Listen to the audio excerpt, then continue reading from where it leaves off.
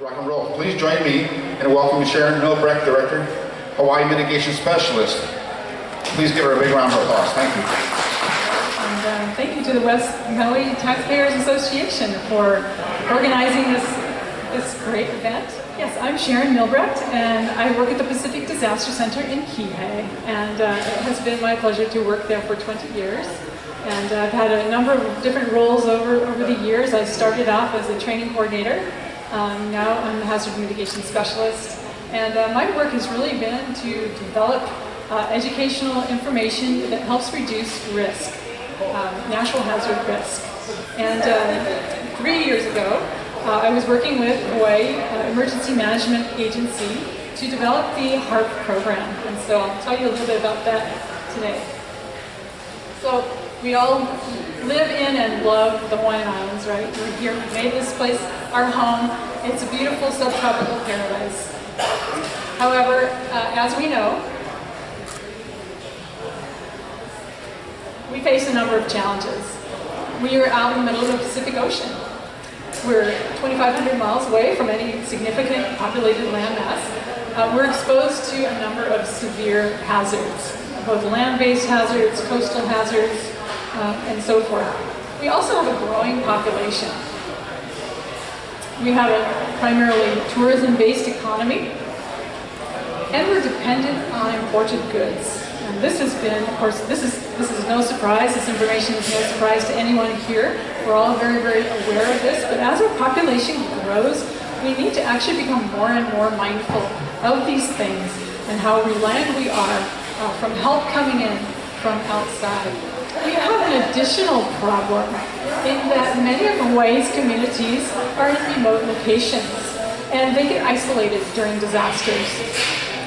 There's also no formal government in these rural communities, in these local communities.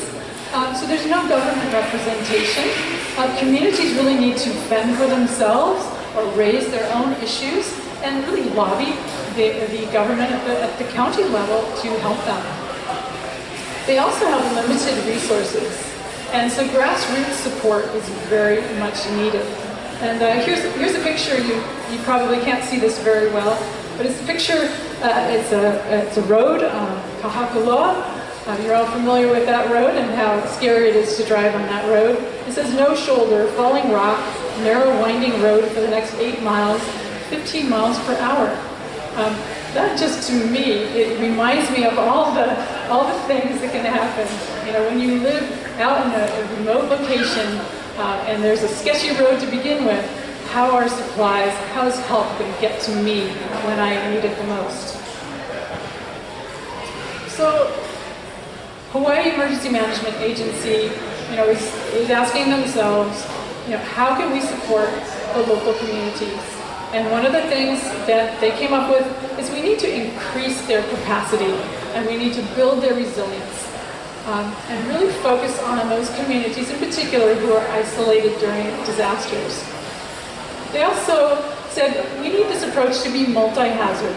We can't just focus on one particular hazard, so we're going to look at the big four in Hawaii. And the big four we consider to be tropical cyclones, flooding, earthquakes, and tsunami hazards. Another element about this program is it needs to be adaptable to different communities. As we know, communities have a real identity of their own. They're very different. They're comprised of different folks, you know, different interests, and so the program really needs to be adaptable to these different communities. It also needs to be sustainable. So it's a program that really identifies, you know, it's comprised of community members and led by community members. And we call them the community facilitators.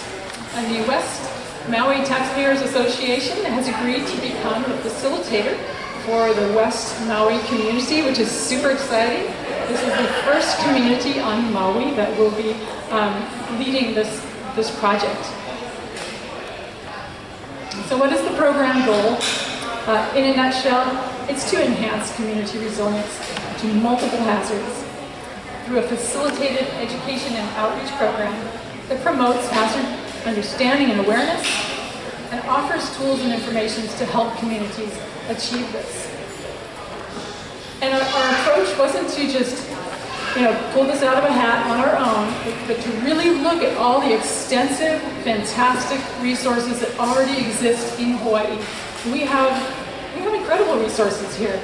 We have agencies and working groups and programs that we leveraged as much as we possibly could in developing this program and bringing together the different resources. One of the things we had to think about as we developed this program is think about community. What is a community? If you try to define community, you come up with a challenge really fast. And so we keep this definition very broad, very loose, and we work with whatever community really wants to take this initiative and promote this program. We also recognize that building resilience is an ongoing process. We never achieve a state of resilience and stay there. Communities are very dynamic. They're changing all the time. Children are growing up. People are moving in and out of communities. And so community structures change. And so building resilience is an ongoing process, and we keep that in mind in the program. And in implementing the program, we try to revisit multiple aspects of the program so people stay up to date with the latest information. There are also measures or milestones associated with each of the HARP modules. And I'll talk a little bit about the modules in just a second. But for every module, there's a milestone. And if that milestone is achieved, then the community can say, we accomplished this. It's very nice to get sort of a report card on how am I doing? What have I managed to achieve so far? And so this really helps communities. And today, by having this event, this community is reaching out to the general public here on the west side, and people are gaining some insight into what this program is all about. The materials also provide guidance on how to implement the program. So resilience, I mentioned this word a few times. What does it mean? These are several definitions that are out there in the literature, if you will. But we're really looking at a community's ability to organize, to learn from previous experience, and to adapt. Okay? We think of resilience as being able to bounce back, to resist or absorb shock, and be able, to then maintain a sense of functioning. So after disaster, we know from either our personal experience or the experience of others that disasters are incredibly disruptive. They can take away our homes, they can take away our livelihoods, and the better prepared we are for these experiences, the better we can bounce back from them. So as part of this program, there was a resource kit developed, and this resource kit is available to all the facilitators who take up the charge, so to speak, to promote this program and work in the communities. And the idea is to have ready-to-use materials. So you don't have to spend a lot of time collecting those materials, creating those materials. They're already pre-packaged for you. And another bonus is that there's consistent information. Information that is shared with West Maui community is the same that will be shared with Kula or Kihei or Haiku. We've also brought together the latest available materials from credible sources, and this is so very important. We want to use the best materials that are out there so that everyone gets the same information, everyone gets high quality, credible information from official sources. And we have materials that are available in both hard and soft copy materials here. There are 10 modules. There's a user guide, there's presentations and posters and so forth. And these modules here, I'll just go through them very, very quickly here. Module 1, 2, and 3 are really focused on helping people understand natural hazards. What are these hazards? What are you talking about when you talk about a tsunami? What is that? When does it happen? And how does it happen? And how bad is it? And so forth. And then how can I take life-saving action? what should I do if I hear that there's a tsunami watch or a tsunami warning issued? It's very important for me to know how to take life-saving action. And so these first 3 modules are really focused on what are those hazards, what do I do if I hear of an advisory or a watch or a warning, and then how can I prepare myself and my family? So these 3 first modules are so critical to helping people protect their lives and property, have an understanding of the hazard, what do I do if there's a warning of some kind, and then how can I improve my personal preparedness. So there are materials on developing a personal preparedness plan, putting together a disaster supply kit, and you have lots of information about that here today. So that's super exciting. When you get into modules 4 and 5, you're really talking to other community members about what resources do we have, what skill sets do we have in the community members around me. My neighbor, for example. Does my neighbor own a chainsaw? Does my neighbor know how to use that chainsaw? Maybe not. The people around us so often have skills or abilities or just a well-stocked tool shed that can be accessed during a disaster to help the broader community. And so having community members sit down and talk to one another about what resources do we have right here in our own backyards is a really useful exercise. Module 5 talks about our risks and vulnerabilities.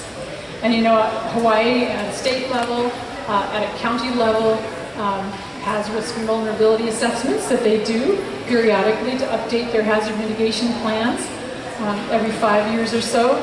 But sometimes communities are aware of things, risks or vulnerabilities in their own communities that don't necessarily get that visibility at a higher level. For example, does that culvert just get clogged up by debris all the time and cause flooding in these 3 neighbors' backyards? That's something that as a community they can arrange to, hey, let's have a community work day, take a couple hours, clear the debris that's likely to go into this culvert, thereby avoiding some personal property damage. Number 6 is focused on helping communities develop an emergency plan for themselves. Now we know Maui County's Civil Defense works very hard to develop a county emergency management plan. They would work in concert with communities to focus on what things at a community level can be done to improve the planning process and even perhaps be a conduit of information to Maui County Civil Defense. Says, hey, we're okay here. We've had this kind of a damage, but we're doing okay because we have some procedures in place. So this is a community level plan that is meant to be developed in concert with county partners. Module 7 gives you an opportunity to exercise those community level plans. So there are some scenarios for each one of the hazards. Gives you a chance to put those to the test. Module 8 focuses on hazard mitigation measures. So what are some measures that you can take as an individual or a community to reduce your risk? And then Module 9 provides some display materials, some posters and things to help you put on events such as this. And Donna, you didn't need any help doing this. You did a great job organizing this. Thank you. Module 10 really is just a supplemental, hey, here are some training opportunities like touch base with your local Red Cross, get in touch with your local CERT organizers and get some training in that regard. So as I mentioned, each one of these modules has milestones and objectives associated with it, and there are activities included that help communities attain these milestones. And at the end of the program, once all of these milestones have been met, communities can apply to be recognized by the state of Hawaii, which is quite an honor. And I have some pictures a little later on that show this. So you may be wondering, well, how does this work? How is it administrated or facilitated? And so at the administration level, We look to the state and county partners to publicize the program, identify community facilitators, and they really work to support the communities in achieving these milestones. It really comes down to the community facilitators to organize the meetings, promote the program, hold the meetings, and organize and facilitate the outreach. And they would also maintain documentation of the program. We see a picture here of one of the communities holding a little preparedness fair on Oahu. So the benefits of the program, really developing local capacity and reinforcing local leadership. You know, there are a lot of amazing people in our communities who do a lot of work, especially organizing others to promote projects and activities within their communities. This program also uses relatively few resources. It really takes people being willing to come together and learn and talk to one another to advance. I should also mention that by qualifying or being recognized as part of this a Hawaii Hazards Awareness and Resilience Program community, through the use of the program materials and through the use of by achieving the milestones, communities automatically qualify to become storm ready or tsunami ready communities. So you'd be able to complete those applications and get that recognition as well. So I mentioned that this program came about in 2013. It was launched at the beginning of 2014, and so far there are 3 communities: Waimanalo, Kailua, and Joint Base Pearl Harbor and Hickam on the island of Oahu, and they have been recognized for this, for completing the HARP program. There are soon to be recognized communities, 3 also on Oahu, and I'm happy to say that there are about 15 communities who have expressed interest in using these materials and advancing the program in their communities, several on Hawaii, several on the Big Island, and again Maui. This would be the very first community to pursue this program. So I hope we didn't rush through that too fast or take up too much time, but I just wanted to say mahalo. Thank you so much for your attention, and I will take this opportunity to invite General Oliveira from the National Guard up to speak. He is currently coordinating HARP implementation in Hawaii, and I'd like to just invite you, being the person on the ground implementing the program, to say a few words. Thank you, Sharon. I want to thank the West Maui Taxpayers Association and definitely Maui Civil Defense. Those are all the ones that I coordinated to get me over here to talk, and I want to thank everybody for being here. All the presenters that are going to think. I usually talk with and work with each one of these groups, CERT, Red Cross, Police Department, Fire Department, on all the other items that we have HARP right now. I have 5 minutes to do a real short presentation, and it's just to complement what Sharon has said. And Sharon did such a great job. There's not much more I can add to what he said, but let me start off with an introduction. I'm a retired Brigadier General from the Hawaii Army National Guard. I was the Army Guard Commander. The Army Guard falls under the State Department of Defense. And under the State Department of Defense, we have the National Guard, and we also have the State Hawaii Emergency Management Agency. So that's all under the State Department of Defense. The head of the State Department of Defense is the Adjutant General, General Joe Logan. Underneath that, I retired from the National Guard, so I work community programs now with the State Department of Defense, which is why HARP is one of those programs that we feel is a significant program and will help us out in the State Department of Defense. And the reason why that helps us out is that the National Guard has two missions. Its first mission is the federal mission, go fight and win our nation's war. The second mission is our state mission.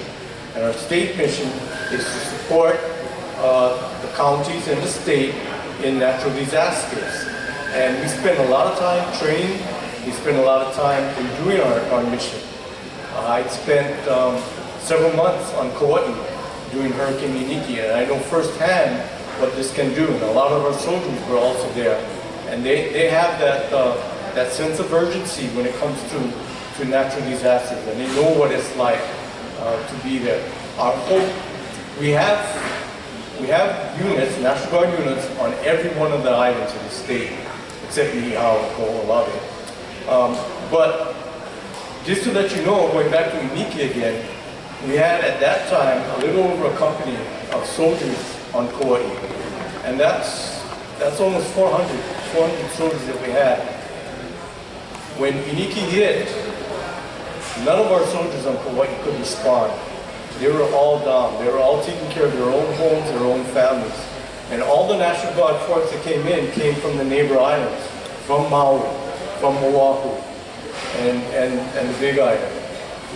It not only put down our forces, but all the first responders on Kauai. There was only one police officer when I was there on duty, and they rotated for the whole island of Kauai after the storm hit. And that went on for over a month before we could get other police officers. So with that background and telling you what I do and where I came from working for the government, this is going to sound a little funny for me to say, but this is the whole reason why I support this program, the HEART program. It's because it's up to the communities. You cannot depend on the government. You just can't. The government, like the National Guard, is going to do their job, and they do it really well. Everybody that's in the disaster business, they can do their job really well. But our resources are so limited. We cannot go out during a catastrophic event like Iniki, and even though it's a smaller population, a very resilient island like Kauai, we cannot do everything for everyone. Everything's prioritized, and that's how we go out and we service. So, you know, I don't know how many ambulances you have here, I don't know how many police officers you have here, or fire department, but I can tell you, they're going to be impacted by a catastrophic storm just like everybody else will be here. And so they're not going to be available at the full force that they are right now. And because of that, it's you as communities that have to be prepared. You have to know what it is, where your gaps are, what is it that your needs are, and develop a plan. And that's what's so good about the HEART program. The HEART program, unlike any other program that's out there are a lot of programs that help you get prepared. But the HEART program is the only one that I know so far that will develop a plan for that community. It'll take you through, as Sharon was saying, through all those modules, and one of those modules is developing that plan for your unique community. And then that plan will then, later on, in the next module, you're going to exercise that plan with everybody else that's here. That's the only thing that this program can offer that nobody else can offer. CERT is a great program. I'm CERT qualified. CERT is like CERT, community emergency response teams, and they do a lot of light search and rescue. They can also do some triage. But there's no community plan that comes out. It's more of a level that it's family and individual level preparedness. I'm a certified Red Cross shelter manager. Again, that's another component that can fall under HEART. But HEART is that overarching structure that allows everything to work together in an organized way instead of all these entities running around by itself. So we, as the National Guard, coming from the community. We're all members of the community. We don't all get activated at the same time. During the last couple storms and hurricanes that we had, only a few of us got put onto state active duty. The rest of these National Guard soldiers that you see sitting over here, along with everybody else in all the other states, they're sitting at home, taking care of their homes, their families, and their communities.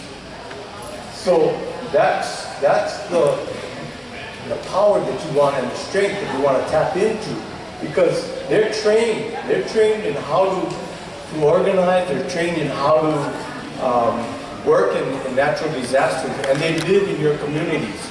They have a vested interest. They are part of your communities. So in getting them involved when they're not on state active duty as part of your community is really important, and that's why we're trying to get National Guard soldiers involved in HARP programs and everywhere else that we're at. I'll just real close quickly. Another plug for HARP. HARP has just won an award. FEMA recognized the HARP program developed here in Hawaii. This is a local program. It wasn't developed anywhere else. FEMA, Federal Emergency Management Agency, National, recognized this program for the outreach work that they do. And it's now spreading across the nation, but not only the nation. The PWC and Sharon, they take it out to South America right now and some other countries. And they're introducing this, as they do their work with other countries, they're introducing HARP and getting a lot of interest in those countries. The National Guard has a partnership with the Philippines, and they have a partnership with Indonesia. And as we go out and we engage with those countries, they also are very interested in HARP. And so we are going to continue to develop those relationships through HARP with our engagements with Indonesia and the Philippines. With that said, does anybody have any questions for me? I'd like to now bring up Donna.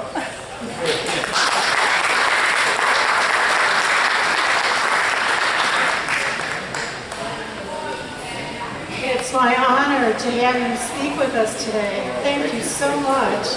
Yes, absolutely. And as the General says, building reliance on ourselves is the goal of HARP and for the West Maui community.